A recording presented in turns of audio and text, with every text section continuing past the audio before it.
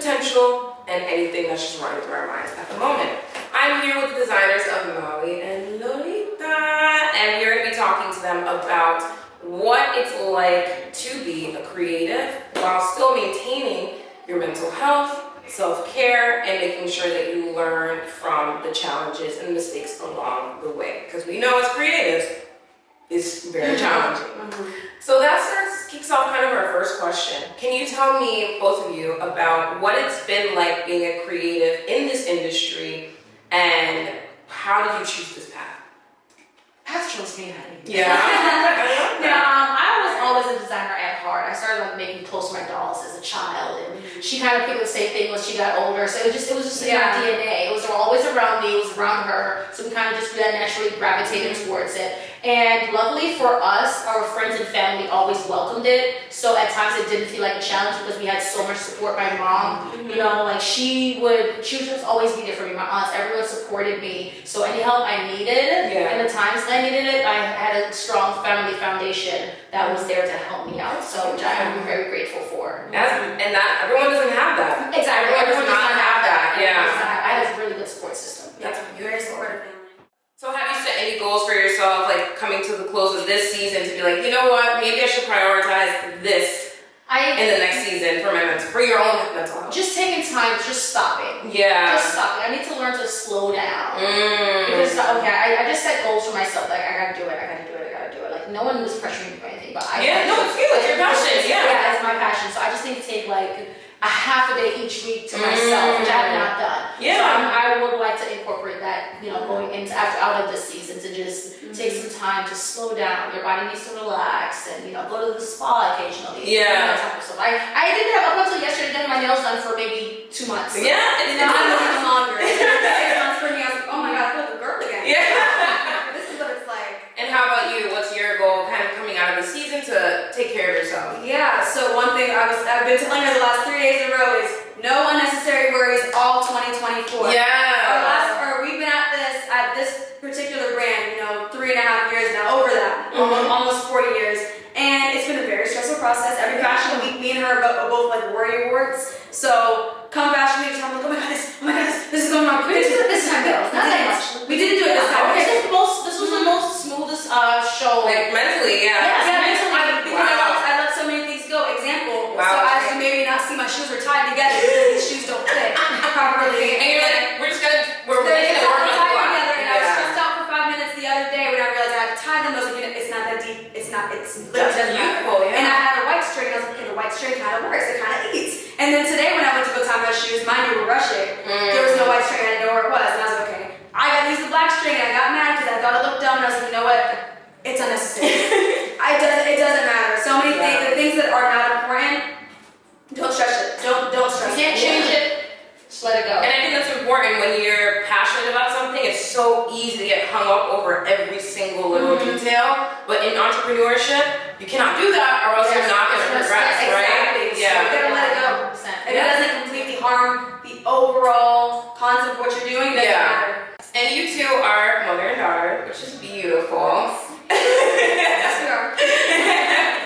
And so my question is, a lot of times within Black and brown communities, people are known for not encouraging their children or people in their family to pursue the arts, pursue creative careers. What made you say, no, this is what you're going to pursue, this is what we're going to pursue, and embrace that? Because it's not typically embraced in our community. It was embraced with me. My parents embraced it, allowed me the creativity to do whatever I want. So the second she was old enough to walk, she was on a plane, she was gone. I kicked her out of the house, she was gone. So she always a free spirit. That's how we raised her. That's how my entire family is. So we never want to stifle anything within that person. If she wanted to be a scientist, that's what she would have done. Yeah. Whatever she wants to do, that's what she's going to do, just as I was given that freedom. So that's one thing, luckily, that we were born to the right family, where we were able to, spread our wings, and we were, given the opportunities to actually go after the things that we were passionate about. We're all artists in this family. Yeah. Just like, no one has a 9 to 5. Yeah, exactly. The entire family, just speaking for me, my mom, dad, and brother, we're all artists. We're all very artistic in several ways. Yeah. So it's more so choosing an art. Yeah, versus that's beautiful. Versus no art. We we all do different things. So it was encouraged from day one. Obviously, I'm acting. That's another art form. Yeah. And this, this came honestly because of COVID. That's how this whole brand got started. We was just home, had a lot of time together. She was making clothes, and then it was supposed to be like a little side hustle. And then we were like, no, let's make it big. And me with my big idea. We were like, oh, let's have business meetings. Make it this big deal. I got dressed up in our little, businessy outfits, and here we are. So you had the privilege of growing up in a family that really encouraged this, but what advice would you give to a child or someone who just graduated college or someone who's in corporate but wants to switch over to being creative? What advice would you give them if their family isn't supportive of that switch? Find your people. Yeah? Create the family you want.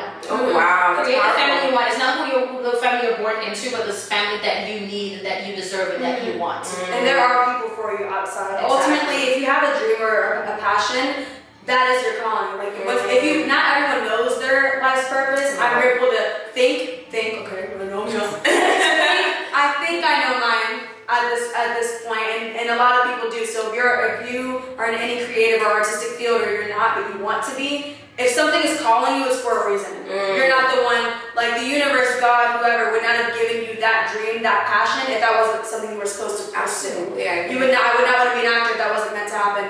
She would not have wanted to be a fashion designer if she wasn't supposed to be here right now, all these years later, after, the first time you thought about it. Everything happens for a reason, but sometimes you gotta be that reason. You gotta put in the work, and you have to go after things if you really, really want it. Absolutely. We know that society puts a lot of pressure on pumping out content and creating and designing, and you have to do this and the algorithms and whatnot. That just defeats the entire creative process and the flow. I've learned from me personally recently that when I'm forced to do something, it's horrible. And so I have to only create when I'm inspired. So what is y'all's creative process? I will say, I do not have one, but when inspiration comes, it comes. We call them the creative juices. When they flow, they flow. They don't stop. For example, that last night, just a little, just a little insider information. Last night we were at a fashion show, and just because the venue we were in was so large, we already started planning the next collection. Wow. And half of it is in my brain already, because the ideas were coming. They were coming. We get inspiration from other people sometimes, but it's just like when I design clothes, I make things for myself, and then hopefully the world follows. So I make things. If I'm going to an event, if I'm going here, if I'm going there, what would I wear? And that's how I like the designs come in my head. Yeah. I don't do things for other people. I do them for me, and then hopefully everyone else loves it. Yeah. And usually they do. But like she said, when the creative juices start flowing, they don't stop. It might happen at a random time. Exactly. The second to last look, the 11th look, I designed on a plane. Wow. Two years ago. And you have to ask on it. Yeah, exactly. So when you feel inspired, sometimes I'm like, okay, hold on, don't talk. And I don't do much of the designing. She does most of the designing, but I'll do a piece or two each collection. So when it does pop up once in a blue moon, I have to immediately get it out. Yeah. I think that's fascinating, because a lot of times people do feel pressure to create, but that's just not even how the process works. Yes. Like that, I get inspired in the shower all the time. Yes. As soon as I get out, all right, let's do this. So that's beautiful. What's the biggest goal or dream for the brand? What are you looking for? Do you have a dream client? Like, what's the top? What are we manifesting here? What are we manifesting? Yes. Wow. We're huge Beyonce fans. Yes. It's required. If you don't like Beyonce, you can't work for us. But no, on a serious note, I do have very serious, complex fashion show ideas in my head that are going to require a huge budget, lots of models, and a lot of clout, because we're not going to do this for no one to show up to these. Yeah, right. So we have whole movies idea. I have an MXL movie in my head. We planned this actually in our first year of the business, and we do plan on starting a little piece of that in our next collection. I would love that. Manifestation is a power word right now. Everything that you just said, what do you, what's your mindset? How do you personally manifest? How do you see that coming into fruition? Oh man, I am a daydreamer. On TikTok, it's the trend right now. They're calling it maladaptive daydreaming. They're saying it's a sign of mental illness. Well, call me crazy. Call me crazy, because that's all I do. You can ask her, ever since I was a kid, I live in my brain. Yes. But guess what? Everything that I dream of, as far as the things I actually do want, they always happen, down to random details that I'm like, oh, I want that. I wanted to wear a hat in the show. Didn't say it to her, didn't ask. I was like, okay, I have an afro, whatever. and now I'm wearing a hat. This was a last minute choice. Someone else was supposed to wear this hat, and suddenly I was wearing it. And I remember saying I wanted a hat. So little really details. firmly believing it. I believe that too. I don't think anything can come into fruition if you don't believe it. Exactly. We all go through challenges. I think that being a creative in and of itself is so beautiful, but comes with its challenges. So I just want you all to think about one of the most challenging times that you've had during this process, and what's the best piece of advice that you received, and what advice would you give to any creative experiencing a major challenge or low point in their career? I can answer that by when you're creating, as a designer, when you're making a collection, don't worry about what someone else is going to think about those pieces that you make. Because everyone's going to have an opinion. If you love it, then it will work. And if it doesn't work for them, then oh well. Because this is your dream ultimately. This is your choice, your designs, your creative process. And make it for you, and eventually they will come. Your people will find you. If it's not for the people that are at that show, then the next show. But don't worry about pleasing everyone else and making it for the masses, the critics, the this, the this, the this. Do it for you, and it will be right.